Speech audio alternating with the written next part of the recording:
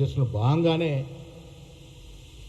ఇవాళ ఎన్డీ ఒకవైపు India black ఒకవైపు ఉపాధ్యక్ష పదవి ఎన్నికల్లో పోటీ చేస్తే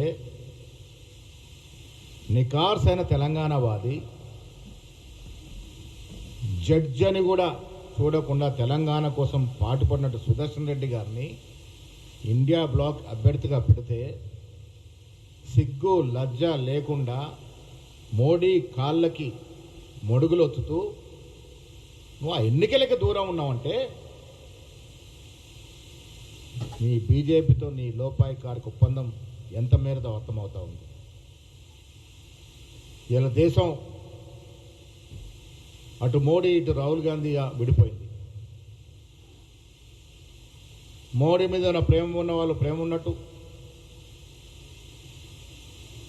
రాహుల్ గాంధీ గారి మీద ప్రేమ ఉన్నట్టు ప్రేమ లేనట్టు ఇరువైపులు ఉన్నప్పుడు మోడీని ప్రేమించే వాళ్ళు కనీసం రాహుల్ గాంధీ వ్యతిరేకించట్లేదు, ఎందుకంటే ఈ ఇష్యూ అటువంటిది కాబట్టి. కానీ మోడీ యొక్క మెప్పుదనం పొందేందుకు మోడీతో కాళ్ళ బేరం కుదుర్చుకున్న నీవు ఇలా రాహుల్ గాంధీ గారిని విమర్శించి మోడీ దృష్టిలో పడేందుకు నీ తపన ప్రజలకు అర్థమవుతా ఉంది. మోడీ మోక్షం కొరకు రాహుల్ గాంధీనే విమర్శించే స్థాయికి ఎదిగినాని తనకు తాను అనుకుంటా ఉన్నాడు. నీ స్థాయి అంతది కాదు, స్థాయి మరచి మాట్లాడుతూ ఉన్నావు. నువ్వు సుదర్శన్ రెడ్డి గారికి ఓటేయకుండా ముఖం చాటే వచ్చావంటేనే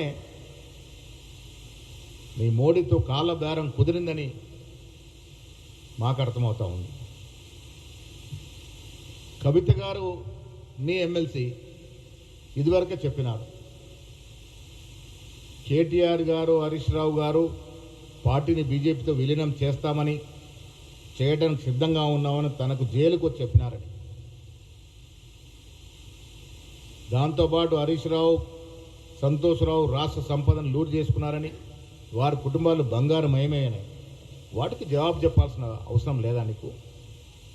రాహుల్ గాంధీ గారి గురించి తర్వాత మాట్లాడుకుందాం, కానీ వీటికి కవిత లేవనెత్తిన అంశాలకి జవాబు చెప్పాల్సిన అవసరం నీకుందా లేదా?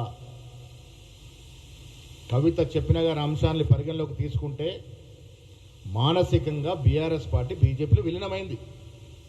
భౌతికంగా కావాల్సిన అవసరం ఉంది తప్ప మానసికంగా విలీనం అయిపోయింది. ఇది కవిత స్పష్టత ఇచ్చేసింది.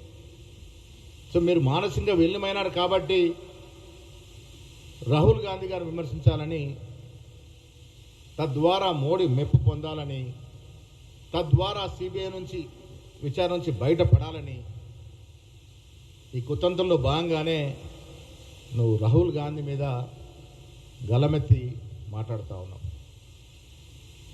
ఇవాళ ఎమ్మెల్యేల గురించి మాట్లాడుతూ ఉన్నాడు. ఎమ్మెల్యేల తీరు గురించి రాహుల్ గాంధీ గారు స్పందించాలట. రాహుల్ గాంధీ గారు ఎందుకు స్పందిస్తారా? ఎమ్మెల్యేలు ఏ పార్టీలో చెప్పాల్సిన బాధ్యత ఎవరిది? నీది నాది కాదు కదా. ఎమ్మెల్యేలు చెప్పుకుంటారు.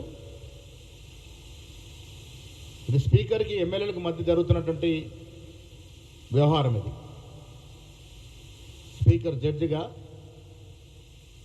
ఎమ్మెల్యేలు వాదులుగా నడుస్తున్నట్టు వ్యవహారము.